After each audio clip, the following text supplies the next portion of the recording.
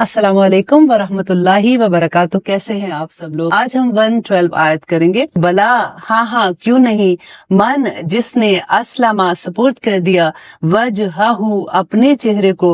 देखिए इसमें फिर वही ज़मीर आ रही है, जहां पे ज़मीर आती है आप लोग उसको गौर से देखा करें ताकि आहिस्ता आहिस्ता आप उसको ऑन करना शुरू कर दें। आपको ये लगे कि ओ माय गॉड, आपको इतना आसान समझ आना शुरू हो जाएगा कुरान का कि वजह चेहरा हु अपना, लिल्लाही अल्लाह के लिए, वह हुआ और वो मोहसिन भी हो, फा पस ला वास्ते हु उसके, फिर वही ज़मीर है ना, फाला हु पस उसके लिए, अजरु हु उसका अजर है, इंद रब्बिही अपने रब के पास ही, उसके रब के पास, वाह और ला नहीं, खौफुन कोई खौफ, नकरा है खौफुन कोई खौफ, अलैहिम उस पर, वला और ना हुम वो यहज़नून और ना वो गमकीन होंगे।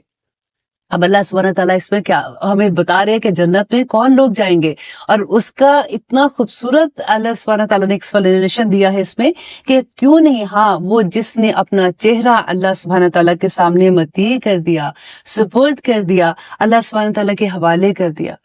अब चेहरा कैसे हवाले कर दिया? देखिए चेहरे में क्या चीज होती है, हमारी आंख है, हमारा नाक है, हमारी जुबान है, हमारे कान है, हमारा सर है, जैसे पूरा पूरा हमारा दिमाग है।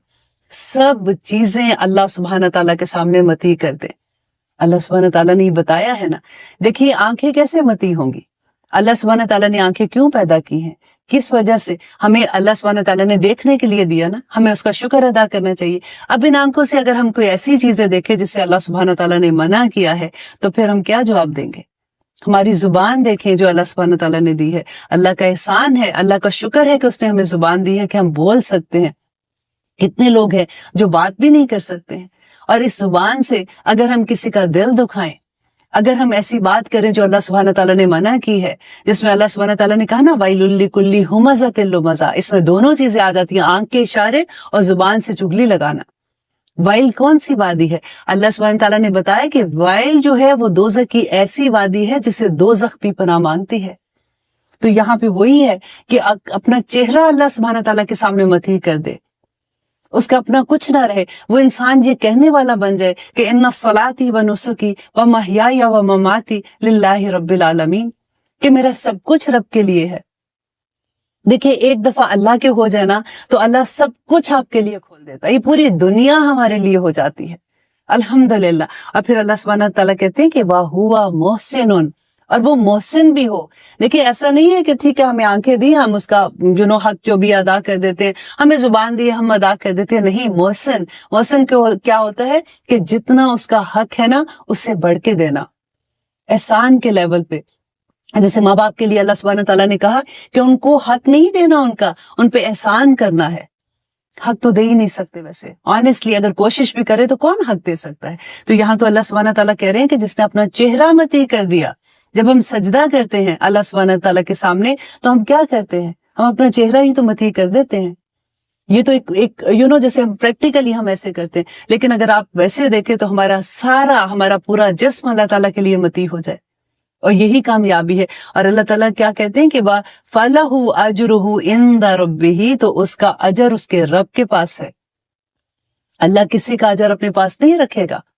जो इंसान, अल्लाह सुब्हानहू तआला ने कहा कि तुम राई के दाने के बराबर भी नेकी लेके आओगे तो वो तुम्हारे सामने पेश कर दी जाएगी। इतनी खूबसूरत एग्जाम्पल्स हैं, आगे आगे इंशाल्लाह आपका सफर मेरे साथ चलता रहेगा। You will be shocked to understand कि अल्लाह सुब्हानहू तआला किस तरह से एक्सप्लेन करते हैं।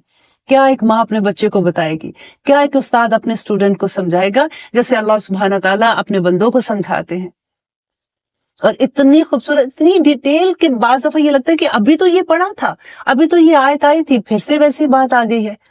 और बार बार अल्लाह ताला कहते हैं कि बार बार अल्लाह सुब्हानहू तआला तुम्हें बताते हैं ताकि तुम्हें समझ आ जाए। और इसके बाद कहते हैं वला खौफुन अलैहिम, और कोई खौफुन नकरा है, किसी किस्म का खौफ नहीं होगा, वला हुम यहज़नून, और ना वो गमगीन होंगे। अब देखिए क़यामत के दिन का याद करें जरा, कि उस दिन की वहशत को याद करके देखें कि अल्लाह सुब्हानहू तआला कह रहे हैं कि उस दिन कोई खौफ ही नहीं होगा। इस इंसान ऐसे क़यामत के दिन खड़ा होगा जैसे वो कामयाबियों की तरफ बढ़ रहा है, और उसके पास कोई गमगीन नहीं होगा। देखिए गम को आप ये देखिए, आजकल डिप्रेशन कितना है हमारी सोसाइटी में, जिसको देखो उसको, बच्चों से लेके बड़ों तक को कहीं ना कहीं किसी ना किसी लेवल पे डिप्रेशन है। اور یہاں پہ اللہ تعالیٰ کا وعدہ ہے کہ وَلَا هُمْ يَحْزَنُونَ کہ ان پہ کوئی غمگین نہیں ہوں گے، ان پہ کوئی غم نہیں ہوگا. کہ ہمیں اپنے رب کے وعدے پہ اعتماد نہیں ہے. ہمیں لگتا ہے کہ ایسے کہ اللہ نے کہا ہے کہ وہ غمگین نہیں ہوں گے اور ہم غمگین ہیں. اگر ہم غمگین ہیں تو ہمیں یہ سوچنا ہے کہ ہم نے کہاں پہ اللہ کی نافرمانی کی ہے. آپ کو یاد ہے میں نے حدیث آپ کو پہلے بھی سنائی تھی کہ اللہ سبحانہ تعالیٰ کہتے ہیں کہ جو نبی صلی اللہ علیہ وسلم نے فرمایا کہ جو انسان اللہ سبحانہ تعالیٰ کی نافرمانی کرتا ہے نا، اس کی سب سے چھوٹی سزا یہ ہوتی ہے کہ اس کے ماتحت اس کے وہ ہو جاتے ہیں، انکار کرنا شروع ہو جاتے ہیں. ماتحت جو لوگ ہیں اس کے ساتھ اس کی بات نہیں مانتے ہیں. اور اللہ تعالیٰ کہتے ہیں کہ اس کا دل جو ہوتا ہے نا، اس میں ایک وہ فیلنگ جیسے آ جاتی ہے کہ اس کا دل اداس ہو جاتا ہے. تو جب بھی کبھی آپ کا دل اداس ہونا تو تھوڑی دیر کے لیے رک کے سوچا کریں کہ آج کہاں پہ اللہ سبحانہ تعالیٰ کی نافرمانی ہو گئی. کیونکہ ہمارے ماتحت کون ہے؟ ہماری ماتا تو ہماری اولاد ہی ہو سکتی ہے نا. یا اگر آپ کا کاروبار ہے تو آپ کے ساتھ آپ کے جو بھی کو ورکرز ہوں گے، آپ کے ساتھ جو کام کرتے ہیں. اگر آپ باس ہیں تو آپ کے جو بھی آپ کے ساتھ کام کر رہے ہیں، آپ کے انڈر کام کر رہے ہیں. لیکن ہر انسان کے ساتھ اس کی اولاد تو ہے نا. تو وہ نافرمانی جب کرنا شروع کرے تو سمجھ جائیں کہ کہیں پہ ہم نے اللہ سبحانہ تعالیٰ کی نافرمانی کی ہے، یہ اس کی سزا بھی مل رہی ہے. اور فوراً اپنے آپ کو صحیح کر لیں. اور خوبصورت ترین بات اللہ سبحانہ تعالیٰ کی، یہ بس احساس ہونے کی بات ہے نا کہ the moment you realize کہ اللہ سبحانہ تعالیٰ اللہ اکبر، ہمیں پتہ ہی نہیں چلا ہم نے کیا کر دیا، تو اللہ سبحانہ تعالیٰ سے اگر آپ معافی مانگتے ہیں، اللہ سبحانہ تعالیٰ سارے گناہ معاف کر دیتے ہیں. اور وہ جو غم ہے نا، یہاں پہ جو کہتے ہیں وَلَا خَوْفٌ عَلَيْهِمْ وَلَا هُمْ يَحْزَنُونَ والی خوشخبریاں آنی شروع ہو جاتی ہیں. آپ دیکھیں کہ ابھی بھی ایسا دل مطمئن ہو جاتا ہے بندے کا، اور وہ پھر آپ کو یوں لگتا ہے کہ جیسے یہ میرا پرسنل ایکسپیرینس ہے جو میں آپ کے ساتھ شیئر کر رہی ہوں کہ سم ٹائم ہوتا ہے کہ دل گھبرا رہا ہے، پھر میں کہتی ہوں کہ ایک مومنٹ کا دل تو ایسے نہیں گھبرانا چاہیے. آج کیا کوئی ایسی بات بھی نہیں ہے کہ مجھے لگ رہا ہے کہ کوئی کوئی خبر ایسی نہیں آئی ہے یا کوئی ایسی چیز نہیں ہے، تو پھر کیا، تو فوراً میں 2 رکعت نماز نفل پڑھ کے اللہ سبحانہ تعالیٰ سے استغفار کرتی ہوں کہ اللہ میاں شاید مجھے اللہ سبحانہ تعالیٰ نہیں سمجھ آئی کہ میں نے کیا کچھ کیا، مجھے آپ معاف کر دیں.